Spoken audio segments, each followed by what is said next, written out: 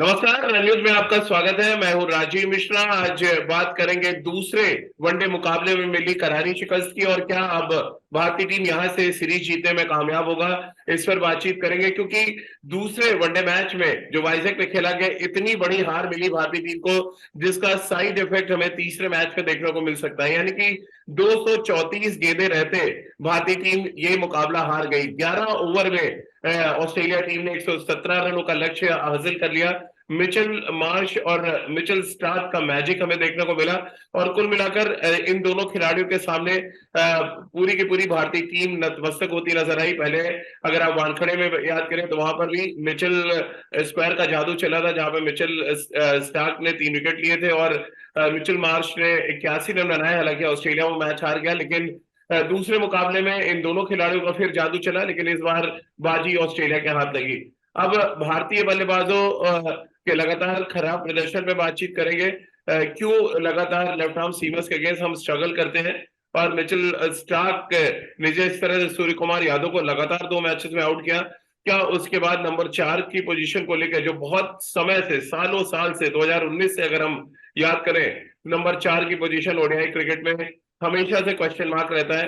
क्या इस question mark को और बड़ा कर दिया है जिस तरह से मिचेल स्टार्क ने सूर्य कुमार यादव को आउट किया? इन सभी मुद्दों पर बातचीत करेंगे। आज हमारे साथ राजकुमार शर्मा जी, विराट कोहली के कोच, और सबा करीम, पूर्व सिलेक्टर क्रिकेटर और अभी कमेंटेटर हमारे साथ इस समय जुड़ चुके हैं। राजकुमार सर, 234 गेंदें रहते हम मैच हार गए।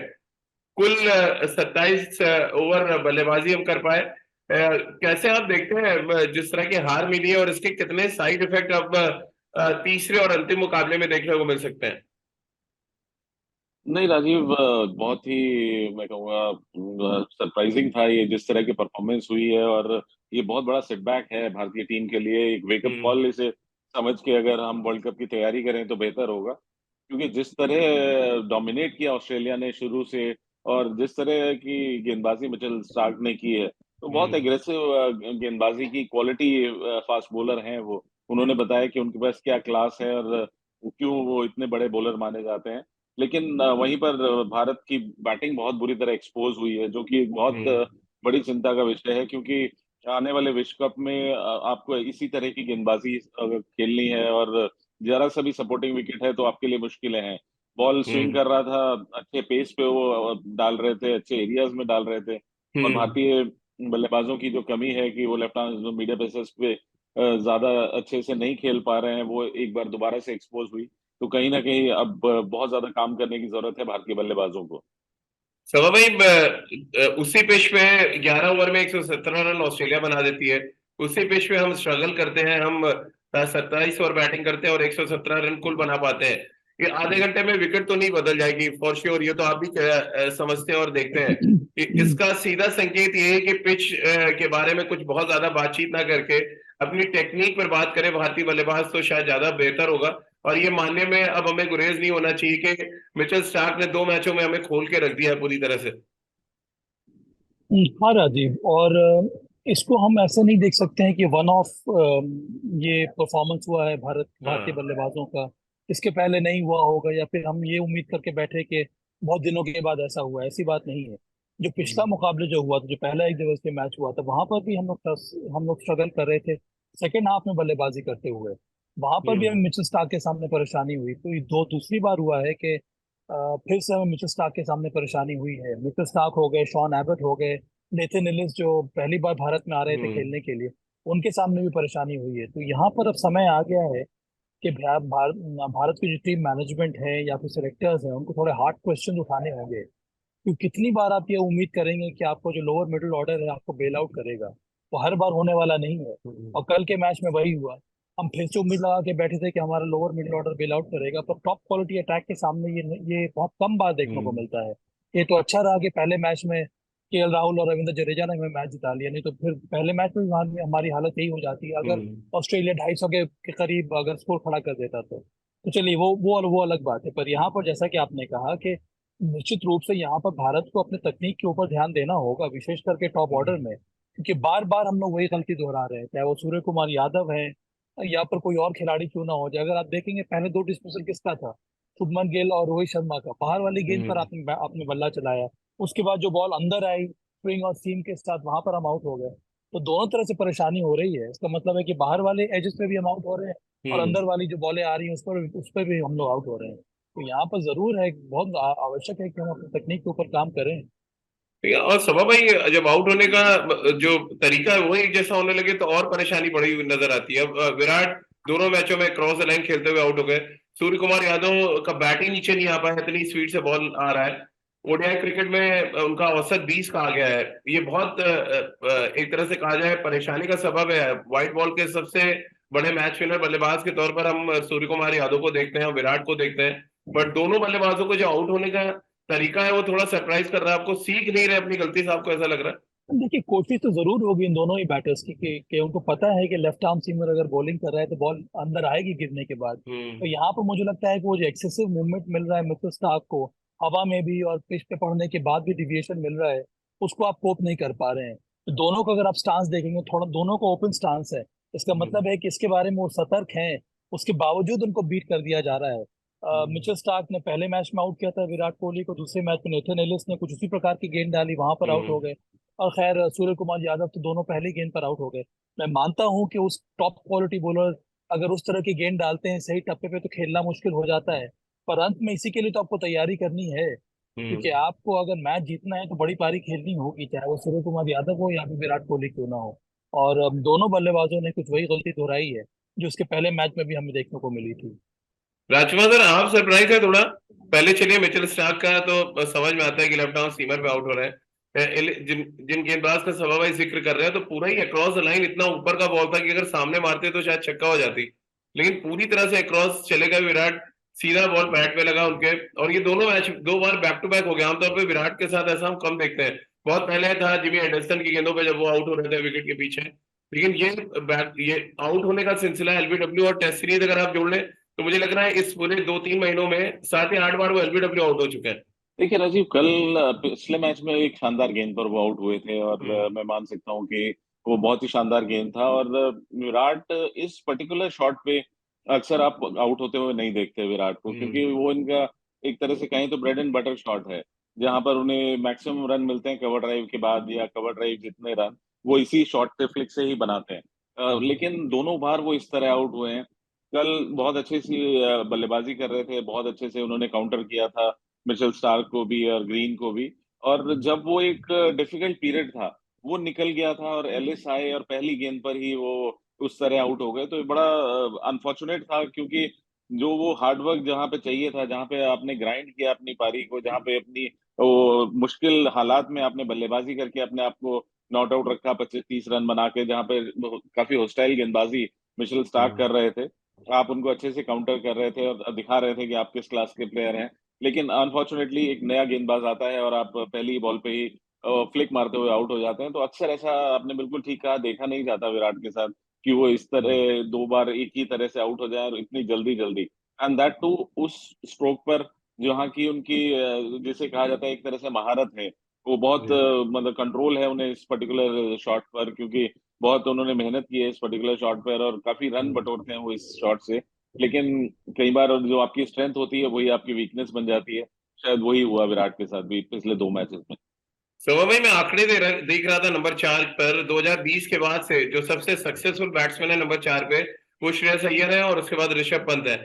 सूर्य कुमार यादव जिन पे हम परसिस्ट कर रहे हैं लगातार कि वो नंबर 4 पे बैटिंग करें, जिस तरह से वो आउट हो रहे हैं, आपको लग रहा है कुछ कहानी 2019 जैसी लग रही है? अंबती रायडू को खिलाते खिलाते हम विजय शंकर पे चले गए और अंत में नंबर 4 की पोजीशन जो बहुत क्रूशियल है ओडीआई क्रिकेट में, वो एक्सपोज हो गया वहां में पूरी तरह से। डर है थोड़ा कि आपको लग रहा है एक एक दो मैचेस और देखना आप चाहेंगे सूर्य कुमार यादव, क्योंकि ओडीआई क्रिकेट में उनका लगातार गिरता ग्राफ बहुत परेशानी का सबब है। टी20 में वो बहुत रन बनाते हैं, लेकिन ओडीआई क्रिकेट में 20 का एवरेज इतने मैचेस खेलने के बाद, जबकि इतनी ऊपर उनकी बैटिंग आ रही है, वो शायद आपको भी बड़े सवालों के घेरे में खड़ा कर रहा होगा। हाँ राजीव, ऐसे भी सूर्य कुमार यादव एक विकल्प के रूप में टीम मैनेजमेंट देख रहा है श्रेयस अय्यर के विकल्प में। तो अब ये चाहते हैं कि जो विकल्प जो जो खिलाड़ी है और वो अच्छे फॉर्म में रहे तो अच्छा संकेत रहता है भारतीय टीम का। मुझे तो उम्मीद यही है कि श्रेयस अय्यर की वापसी होगी और आने वाले विश्व कप में वो नंबर 4 पर खेलेंगे, क्योंकि वहां पर उनका प्रदर्शन काफी अच्छा रहा है। वो निरंतरता के साथ वहां पर बल्लेबाजी उन्होंने की है। सूर्य कुमार यादव एक तरह से मिस्ट्री हो गए हैं इस समय, क्योंकि एक ऐसा खिलाड़ी जो T20 में नंबर 1 रन गेटर है, वो व्हाइट बॉल क्रिकेट में, वनडे क्रिकेट में रन क्यों नहीं बना पा रहा है। इसी वजह से मुझे लगता है कि रोहित शर्मा ये चाहते हैं कि उनको और भी मौका दिया जाए। और उसके साथ साथ आपके आपके पास और विकल्प क्या क्या है। अब मैं सोच रहा था कि सरफराज अहमद एक विकल्प हो सकते हैं, या फिर रजत पाटीदार विकल्प हो सकते हैं, पर ये दोनों के दोनों इस समय इंजर्ड है। क्या संजू सैमसन को हम नंबर 4 या नंबर 5 पर एक विकल्प के तौर पर देख सकते हैं? तो वो एक आपके पास ऑप्शन है। अब पता नहीं इस समय संजू सैमसन फिट है कि नहीं, इसके बारे में मुझे जानकारी नहीं है। नहीं, तो टीम के बहुत साथ है, जरूरी वो है कि ट्रेवल कर रहा है। टीम में नहीं है राजीव वो। अच्छा। कोई, हाँ टीम में नहीं है वो, इसकी वजह से मुझे लग रहा है कि पता नहीं वो टीम में है कि नहीं, कहना बड़ा मुश्किल है। तो मुझे लगता है कि विकल्पों को तैयार करना बहुत जरूरी होगा। इसी वजह से रोहित शर्मा अभी भी हम्म। परसिस्ट कर रहे हैं सूर्य कुमार यादव के साथ। राजकुमार, आप कैसे देख रहे हैं, क्योंकि टॉप ऑर्डर का लगातार स्ट्रगल करना, वर्ल्ड कप बहुत ज्यादा दूर नहीं है, तो तीसरा मैच आप कितना इंपॉर्टेंट देख रहे हैं हमारे टॉप ऑर्डर के लिए? और अब तो डबल परेशानी है, एक तो आप फॉर्म से जूझ रहे हैं, दूसरा सीरीज हारने का भी खतरा आपके सिर पे मंडरा रहा है। बिल्कुल राजीव, बहुत इंपॉर्टेंट मैच है ये तीसरा मैच, क्योंकि जहां पर जो भी ये मैच जीता है तो उसका मनोबल काफी ऊपर होगा, क्योंकि हम्म। दोनों वर्ल्ड की टॉप टीम्स हैं, इसमें कोई डाउट नहीं है कि दोनों बेस्ट टीम्स हैं वर्ल्ड की। और यहाँ जो भी सीरीज जीतता है उसके पास एक साइकोलॉजिकल एडवांटेज रहेगा जब आमने सामने होंगे वर्ल्ड कप में एक दूसरे के। तो ये हम्म। एक बहुत इंपॉर्टेंट मैच है, क्रूशियल मैच है। और कहीं ना कहीं भारत को मिशेल स्टार्क का तोड़ देखना होगा, टॉप ऑर्डर को स्पेशली, क्योंकि जिस तरह की शॉट्स रोहित ने खेला या शुभमन गिल ने खेला, तो वो जो हम एक टेम्पलेट बनाते हुए चल रहे हैं कि हमें कैश करना है पावर प्ले को, तो उस पावर प्ले को कैश करने में आप आउटसाइड द ऑस्टम बॉल छोड़ेंगे नहीं, आप उसे मारने जाएंगे ही। लेकिन आपको ये देखना होगा कि किस क्वालिटी का गेंदबाज है वो। जितनी अच्छी बाहर गेंद फेंकता है उतनी अच्छी अंदर भी लाता है, और बहुत अच्छी एरियाज में वो गेंदबाजी करते हैं मिचेल स्टार्क। तो कहीं ना कहीं भारत को थोड़ा सा अपना टेम्पलेट मुझे लगता है कि यहाँ पर चेंज करना होगा, कि अगर कोई क्वालिटी गेंदबाज हैं तो उनके अगेंस्ट आप थोड़ा सा आराम से खेलिए, वेट कीजिए वो लूज डिलीवरीज का, या वेट कीजिए कि उनके वो शुरू के 3-4 ओवर निकल जाएं जब वो बहुत ज्यादा घातक साबित हो रहे हैं, वो टाइम आप सी ऑफ करें, और उसके बाद जो आने वाले बल्लेबाज हैं उन पे और ज्यादा अटैक करें। तो कहीं ना कहीं थोड़ा सा मुझे लगता है कि स्ट्रेटजी भी भारत को अब थोड़ी सी चेंज करनी होगी। और सबा भाई, अभी तो आलम ये है कि ऑस्ट्रेलिया के लिए ना तो हेजलवुड खेल रहे हैं ना पैट कमिंस है। जो मिचेल स्टार्क अकेले अगर इतना तूफान ला रहे हैं, तो जब वो फुल स्ट्रेंथ बॉलिंग लाइनअप होगी ऑस्ट्रेलिया की, तो वो कितनी तगड़ी टीम होगी, वो एक एक सोचने वाली बात है। बट क्या आपको लग रहा है लंबे कद के जो तेज गेंदबाज हैं जो हिट कर रहे हैं विकेट्स को आगे, वो चाहे कैमरून ग्रीन हो, जिस तरह से सीन एबॉट ने गेंदबाजी की, या मिचेल स्टार्क ने, ये सारे थोड़े से डिफरेंट बॉलर्स हैं, इस वजह से परेशानी हो रही है इंडियन बैट्समैन को? हाइट का तो फैक्टर होता है राजीव, और ये सभी जो पेस बॉलर्स हैं ऑस्ट्रेलिया के, उनके पास वो कद है। पर ये पहली बार नहीं है कि भारत इस तरह के बॉलर्स के सामने खेल रहा है।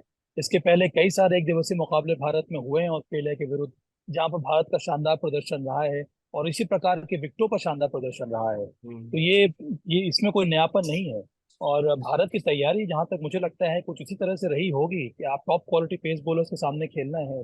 देखिए, अंत में बहुत निर्भर करता है कि आपको एक तो विश्वास रखना पड़ेगा अपने तकनीक के ऊपर, उसके साथ साथ बॉल को वॉच करना होगा। राजकुमार ने एक बहुत अच्छी बात कही है कि आपको ये भी ध्यान रखना होगा कि अगर मिचेल स्टार्क जैसा बॉलर है जिसके सामने आपको परेशानी हो रही है बार बार, तो उसके हम लोग पहले 3 या 4 ओवर को क्यों ना खेल लें।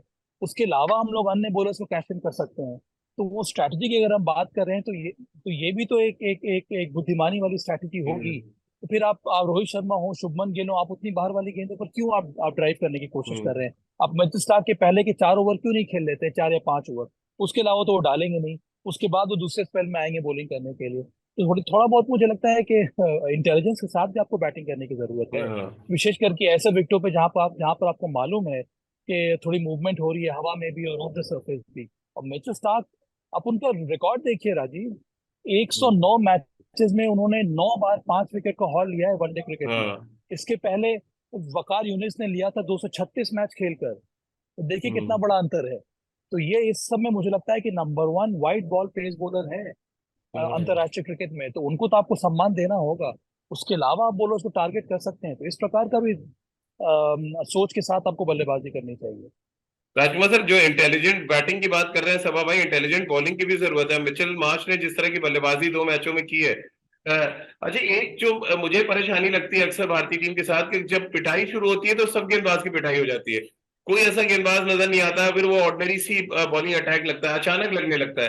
क्या रीजन आप देखते हैं राजकुमार सर? ठीक है, 117 रन थे, वो भी 27-28 ओवर खेलते तो शायद मैच में मजा आता, लेकिन ये अचानक पूरी तरह से पूरी बॉलिंग ही एक्सपोज हो जाती है, पूरी टीम एक्सपोज हो जाती है। ये कोई बहुत बड़ी टीम की निशानी नहीं है। बड़ी टीमें तो वो होती है, चलिए अगर बैटिंग में कोलैप्स हुआ तो आप बॉलिंग में आके संभालते हैं, बॉलिंग खराब करी तो बैट्समैन आके अच्छा कर जाते हैं। हम तो टोटली सरेंडर कर जाते हैं। राजीव देखिए, आप भी क्रिकेट खेले हैं। 117 रन जब आप एक ऑस्ट्रेलियन टीम को देंगे तो वो तो इसी तरह की बल्लेबाजी करेंगे, और अगर पहले 1-2 ओवर में उन्होंने शॉट्स कन्वर्ट कर लिए, अपने 2-4 चौके हम्म। मार दिए, तो फिर वो मोमेंटम चल जाता है और दूसरी टीम बिल्कुल हौसला ही छोड़ देती है। तो वहां पर कोई प्रेशर ही नहीं है। 117 रन में आपको क्या प्रेशर होगा ऑस्ट्रेलिया जैसी टीम में, जहां पर इतने दिग्गज नहीं तो प्रेशर बल्लेबाज हैं। क्रिएट करना चाहिए ना राजकुमार सर, आप प्रेशर क्रिएट भी नहीं कर रहे हैं। आप इंटेंट तो दिखाओ प्रेशर कि आप प्रेशर क्रिएट करना चाह रहे हैं। डेफिनेटली प्रेशर क्रिएट कैसे हो सकता है कि आप शुरुआती 2-3 विकेट आउट कर हाँ, रहे हैं वही किसी। वही वही बात कह रहा हूँ। हाँ, वहां पर अगर भारत को शुरुआती विकेट नहीं मिल रही तो फिर तो आपकी पिटाई होनी जायज ही हाँ। है। मतलब वो आप उसके लिए तैयार रहें कि अगर आप 117 रन डिफेंड कर रहे हैं और पहले 2 या 3 ओवर में आप 25-30 रन खा गए, तो फिर कुछ बचता नहीं है किसी भी नया बॉलर आए हम्म। उसके लिए भी। तो वही बात है कि ज्यादा जरूरत है यहाँ पर कि हमारे बल्लेबाज सोचें अपनी बल्लेबाजी के बारे में, और थोड़ा ज्यादा अपनी टेक्निक के बारे में, स्ट्रेटजी के बारे में, और एक बेहतर मतलब बल्लेबाजी का वो उदाहरण पेश करें। क्योंकि जी। लगातार टॉप ऑर्डर का फेल होना एक चिंता का विषय जरूर होता जा रहा है, क्योंकि वर्ल्ड कप फिर करीब आ रहा है। और जैसे आपने कहा, 4 नंबर की पोजीशन फिर एक बहुत बड़ा डिलेमा भारतीय टीम मैनेजमेंट के लिए खड़ा करने वाली है, मुझे ऐसा लग रहा है।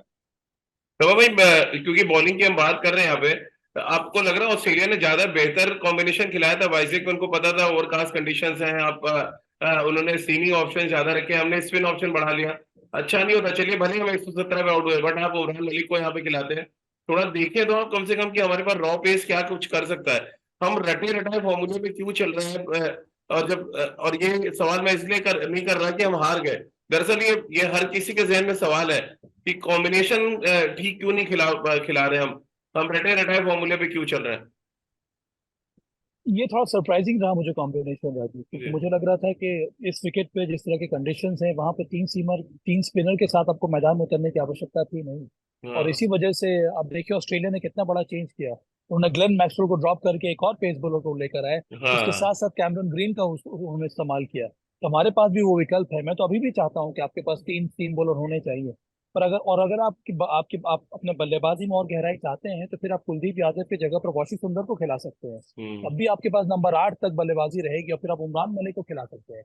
इसका मतलब है कि आपके पास भी चार सीम बॉलिंग ऑप्शन रहेगा हार्दिक पांड्या के साथ साथ, और फिर आपके पास दो दो स्पिनर रहेंगे, दोनों के दोनों स्पिनर अच्छे बल्लेबाज हैं। तो मुझे लगता है कि ये बहुत ही अच्छा कॉम्बिनेशन रहेगा भारत के लिए। और आने वाले समय में leading up to the world cup, मैं तो यही चाहता हूँ कि आपके पास पेस बॉलर अगर है तो उसी यूनिट के साथ आपको जाना चाहिए। क्योंकि अब आप देखिए कि पहले मैच में क्या किया था भारत ने।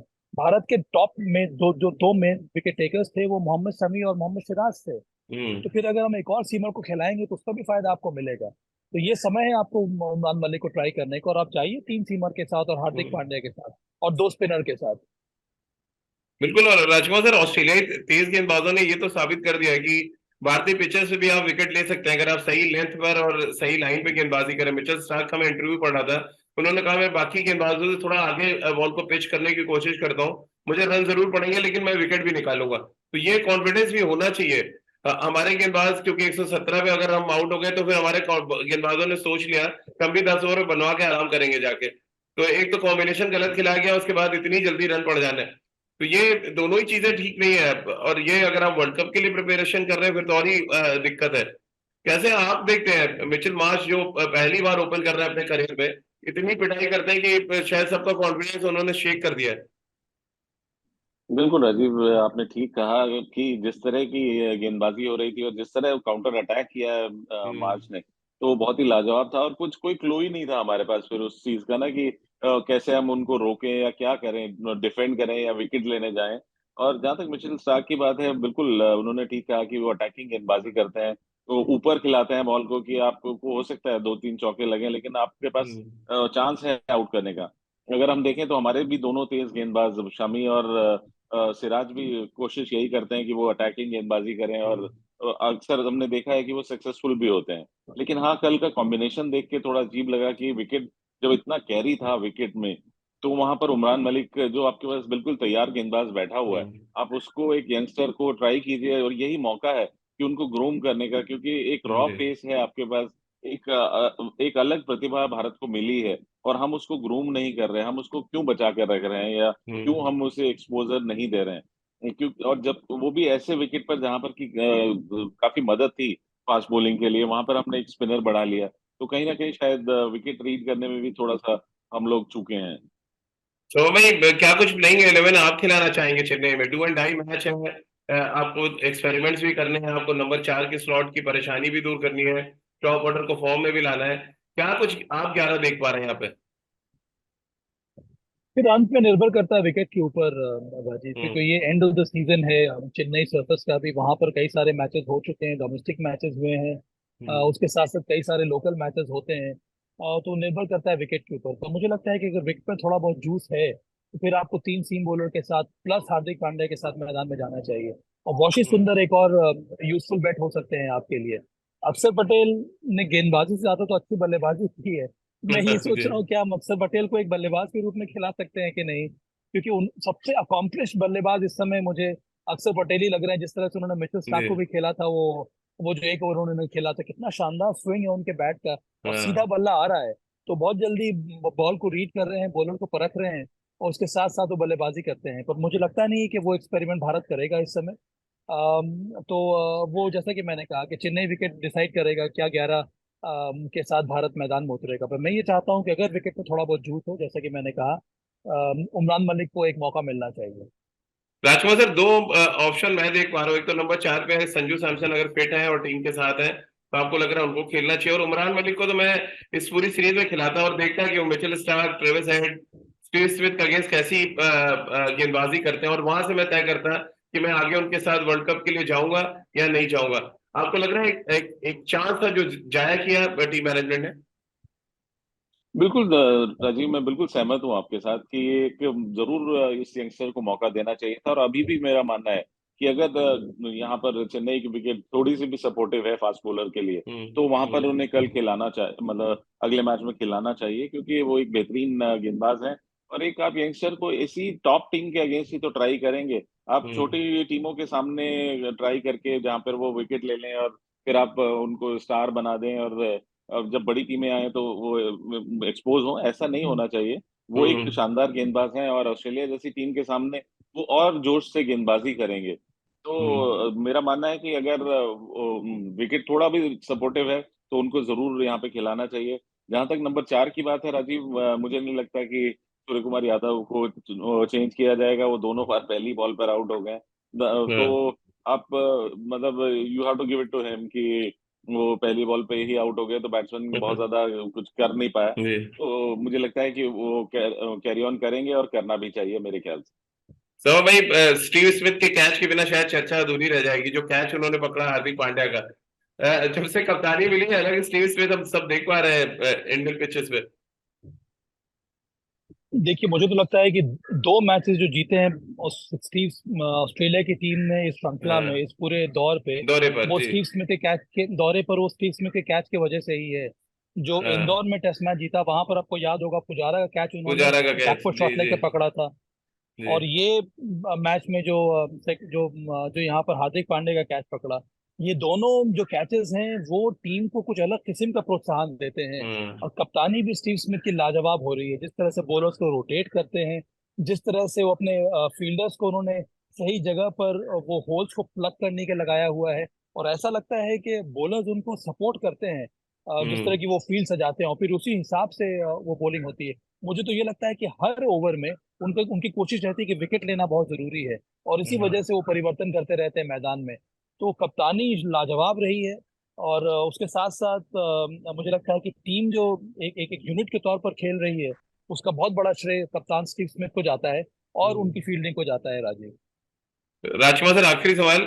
स्टीव स्मिथ ने पहले टेस्ट मैच में दिखाया और अब ओडीआई क्रिकेट में कि वो रोहित शर्मा से प्लानिंग के लिहाज से कम बहुत आगे की सोच रहे हैं।